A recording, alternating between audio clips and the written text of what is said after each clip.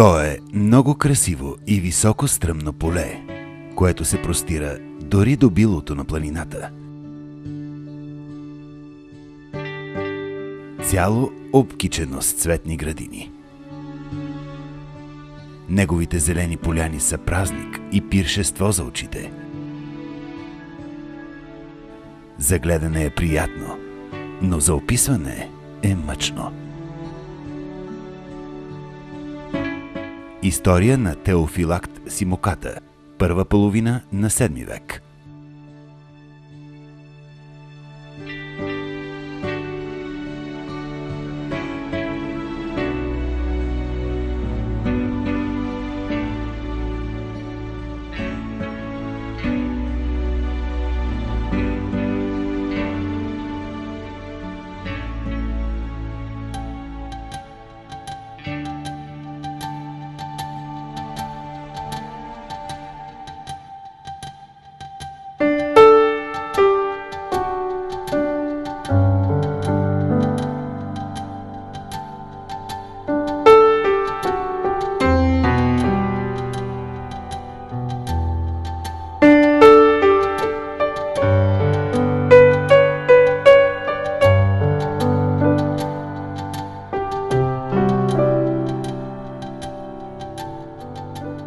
Сред местните си носи легенда, че на летния Свети Атанасов ден, който е на 2 май, местното население се разбунтува. За да го усмирят, турците изпращат кемии, които, когато влизат в пристанището, поради лоши метеорологични условия, потъват. В чест на светеца местните кръщават носа на негово име, както и малката базилика. Той до ден днешен се почита и се счита като закрилник на сегашния град Бяла.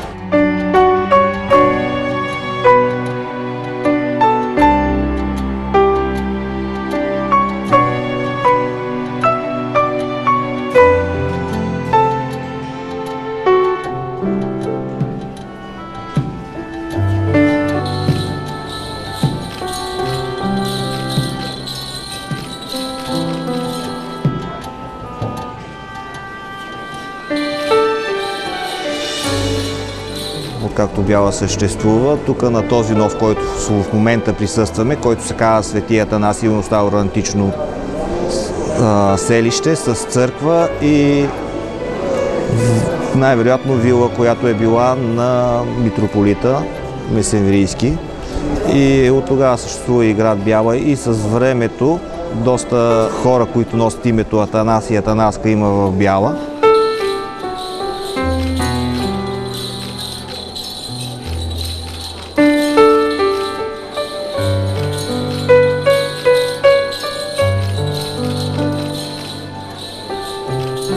Между легенди и реално съществуващи археологически факти на сушата и под водата, жителите на Бяла откриват корените си. Почти цялата древна история на съвременния град по някакъв начин е свързана с вдадения навътре в морето нос Свети Атанас.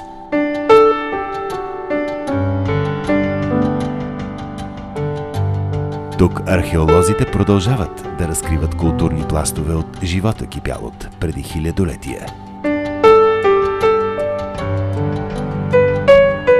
Една учителка в началото на 20 век, в 1904 година, тогава се получава във всички малки училища такова едно предписание като анкета, да кажат какви старини имало в района. И тя описва тук тези старини съвсем старателно, тя не е била с някакво голямо образование, но казва така и така, на нос Свети Атанас, на 2 май се събират населението от женски пол и прави тук веселба с хора и с курбан, естествено. И това сведение беше така много важно да може да потърсим повече данни и полека се оказа, че този празник е бил тачен до някъде до 50-те години на 20 век. Просто когато тук се създава военно поделение и се изместват вече нещата, разбира се, променя се и календара. 2 май това е по стария стил. И всъщност може вече да смятаме, че има някаква връзка и с старините, които бяха открити на този обект, на този нос Свети Атанас.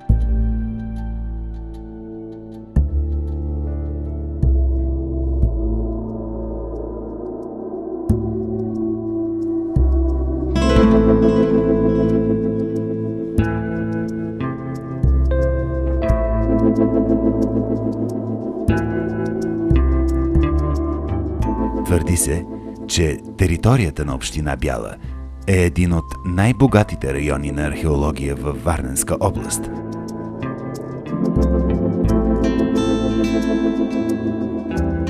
Тук са разкрити артефакти, датирани от около 5300-4500 година преди новата ера или късния неолит, когато се определя и най-старата европейска култура. Проучванията доказват, че на носа е имало антично селище още от времето на траките. Географски, Нос Свети Атанас сега е най-южната част на Бяла.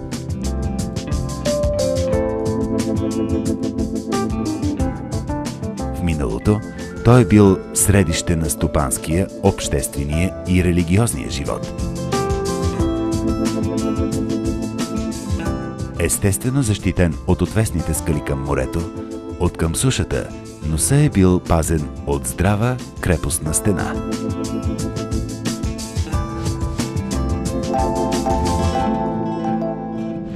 Крепостта е построена точно на това място, тъй като тук се разкрива 180 градуса гледка море.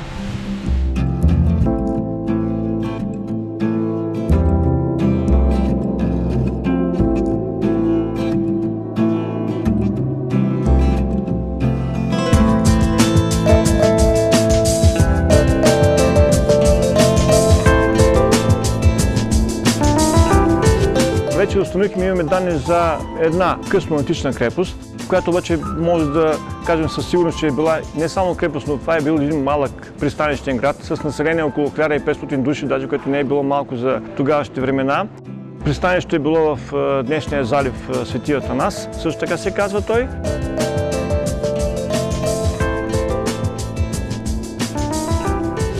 Пристанището е съществувало не само сега, но е датирало от, още може да се каже, от античността. Тогава също са акостирали много малки кораби, гемийки. Риболова също е бил така доста на почет и едно от главните препитания на града, освен лозарството и винопроизводството.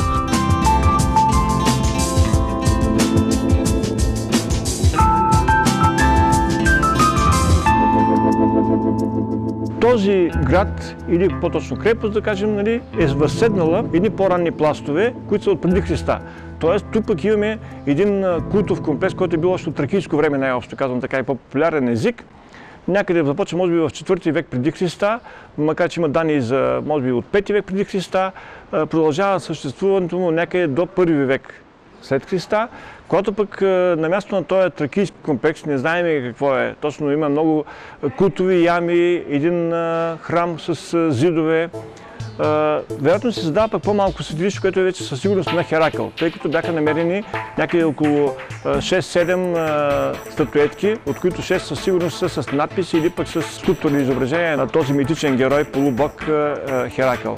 Те са някъде от 2-3 век след Христа. Така че това място естествено има не само знаково значение за историята, за археологията, но също така това явно несъмнено е било и едно място за почет към различни култове, вече в времето на християнската култура към християнството.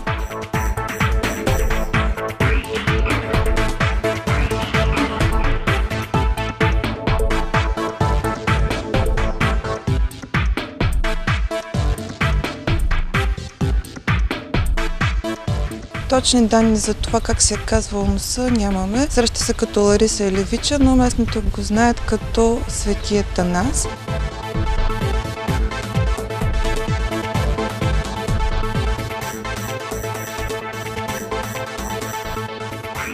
Данни за живот тук имаме още от преди Христа, открита тракийски храм и светилище на Херакъл.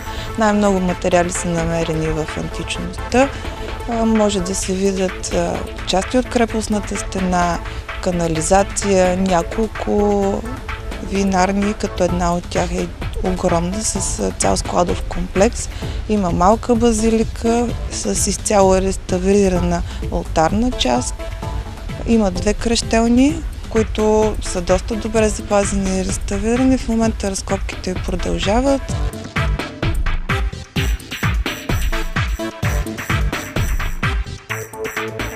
В античния град се открояват няколко отделни зони – сакрална, търговска и производствена. Проучени са 3 винарни, което насочва към извода, че вероятно зад стените на крепостта е имало и много лозя, а производството на вино е било едно от основните занимания на населението в крепостта и околностите.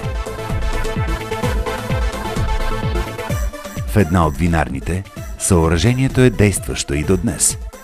Според археолозите, това е рядък феномен изобщо за късноантичната култура, предвид фактът, че няма проучени толкова много цялостни съоръжения за преработка на грозде.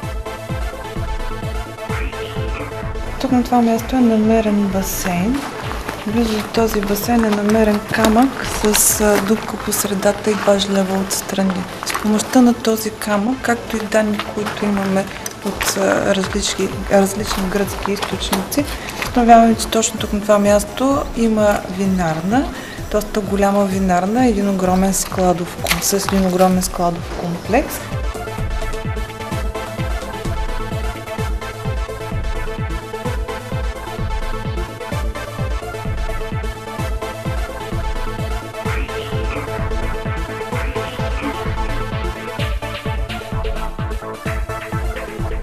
И с помощта на този камък виждаме, че тук мачкането на гроздето не е ставало с крака, а с помощта на една лостова винтова преса, която изцяло е вземствана от гърците и може да бъде използвана и до днес.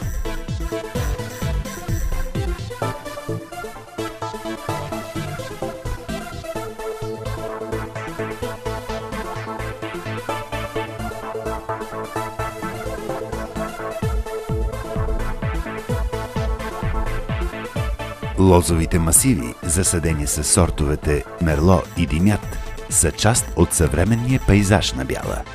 Вероятно майсторлъкът на хубавото вино е предаван в годините от поколение на поколение.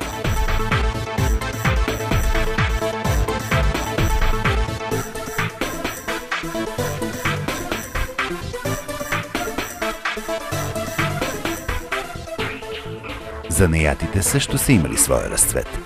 На 2 места в крепостта са открити пещи за производство на керамика. Те са били за кухненска керамика, гърнета, капаци, чаши и купи, както и за транспортна керамика, неголеми амфори.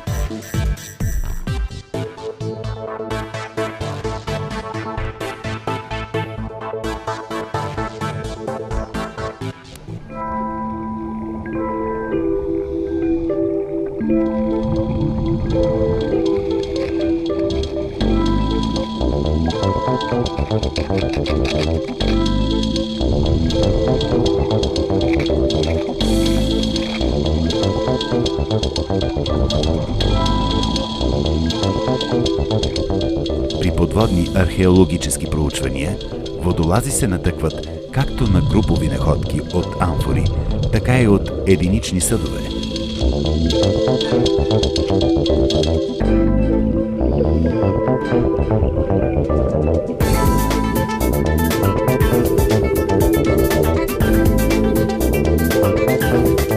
Освен при редовните подводни проучвания, от морето край Бяла и местни рибари изваждат голям брой предмети – керамични съдове, каменни, оловни и железни котви с датировка от античността и средновековието.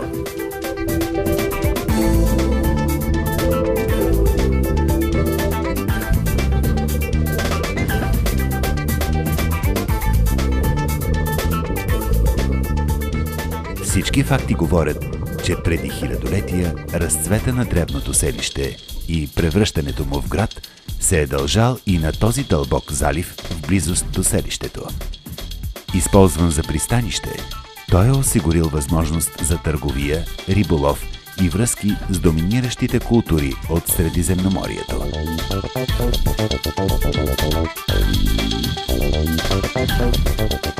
Това специално отношение към морето носят в себе си и съвременните беленци.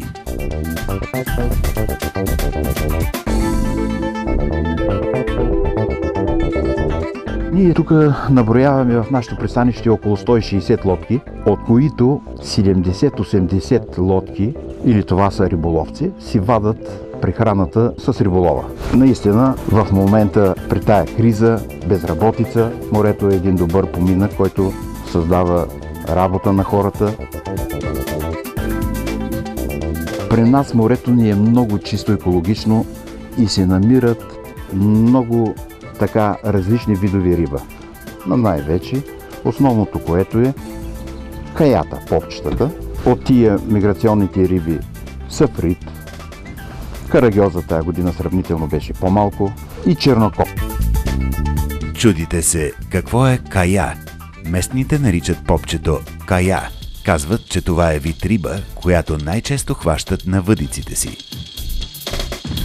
Морето край Бяла разкрива пълната си красота и под водата. Всеки може, стига да има желание, с една маска, с един шнорхел, с плавници и най-вече да може да плува, може да си влезе спокойно.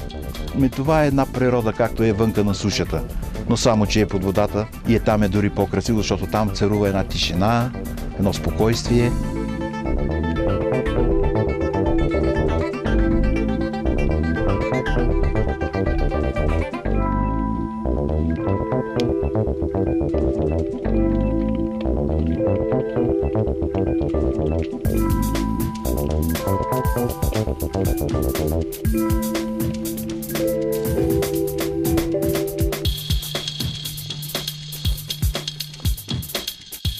От към рибата ще видим ини попчета или кая, ще видим тия кучешките риби, така се казват, които не се употребяват за храна, за консумация.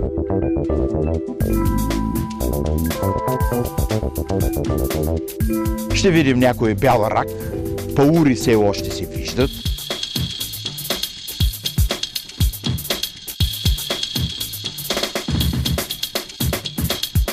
Лапини също имаме някой дракон все още. Така че е много красиво, а пък нашите места тук са атрактивни, хубави, имаме такива скали. От Бяла, от Черния нос, тук до Свети Атанас, всичко това е скали, хубави камъни, дори може да се натъкнете и на някой археологическа находка.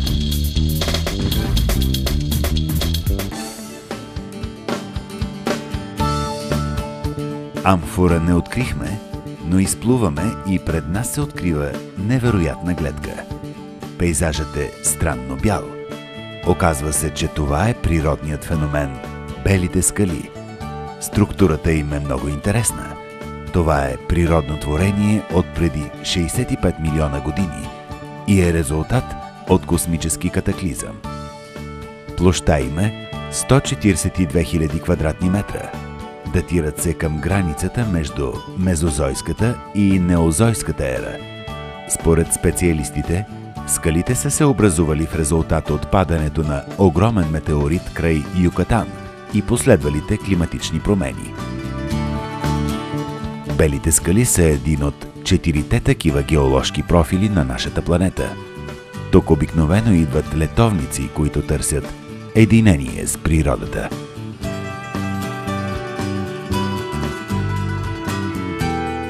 В този участък на българското черноморско крайбрежие, между река Камчия и нос Емине, са разположени и едни от най-дългите плажни ивици.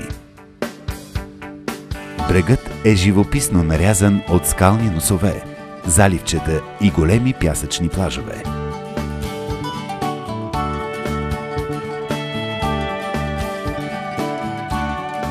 Река Камчия, която се влива в морето, образува приказен лиман. Поречието е обрасло с лонгозни гори, нашинският вариант на джунглата. А хълмовете с гори. Тук се срещат над 40 вида дървета, сред които преобладават летен дъб, елша, бяла топола, полски бряст и ясен. В труднодостъпните за човека блатисти части и лимани на резервата царстват изключително редките и записани в червената книга блатно кокиче, бяла и жълта водна лилия. Голяма част от дърветата са на възраст над 150 години, а височината им е над 35 метра. Значимостта на това природно богатство е оценена и през 1951 година. Камчия е обявен за биосферен резерват, част от програмата «Човек и биосфера» на ЮНЕСКО за опазване на най-представителните екосистеми на планетата. Площта на резервата е 842 хектара.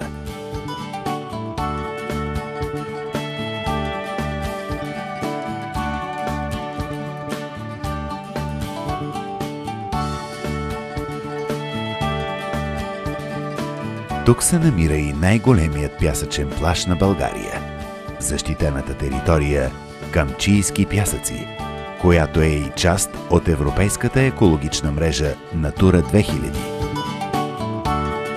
Това е райско кътче, предпочитано не само от хората, но и от птиците. Камчийски пясъци се намират на миграционния път Вия Понтика, поради което разнообразието на птици е огромно.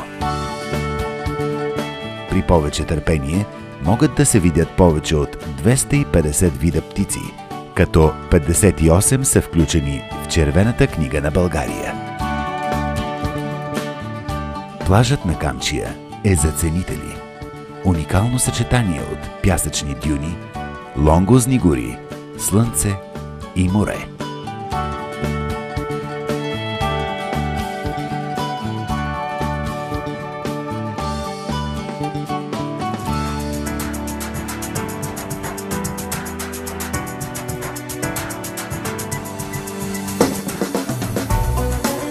Природата в община Бяла действително е много разнообразна.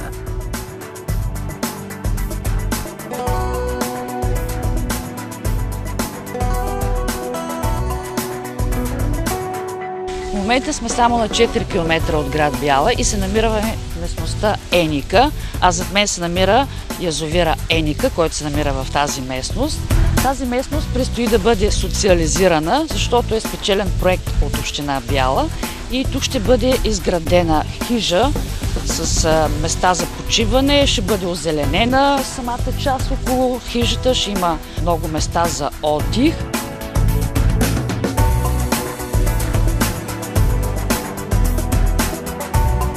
Може да се стигне с кола, може да се дойде пеша, а може и с велосипед, което е много добре.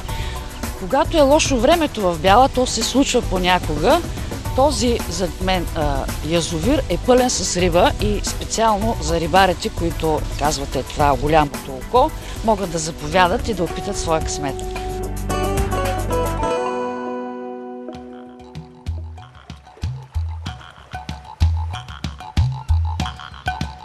Минало и настояще. Странна симбиоза, която реди историята на община Бяла. Място, където човек се зарежда с много емоции и незабравими преживявания. Чудесно е, че българите живеят със своята история. И заедно с прекрасната природа, която притежавате, наистина си заслужава да опознаем страната ви. Тук в Бяла много ми допада съхранената духовна връзка, празникът Свети Атанас, морето, виното, история и настояще. Това е най-важното. Коренът.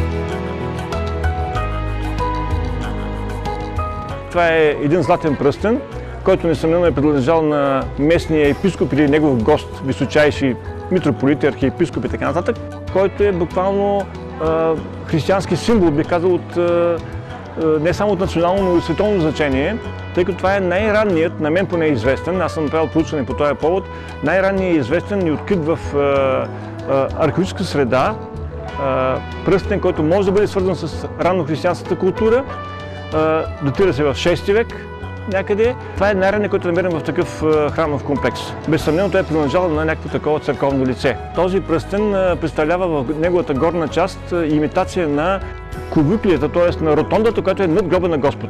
А най-голямата светиня в християнската култура, това е всъщност гроба на Господ. Така че това е, може би, за мен един от най-значимите паметници, които аз бих посочил.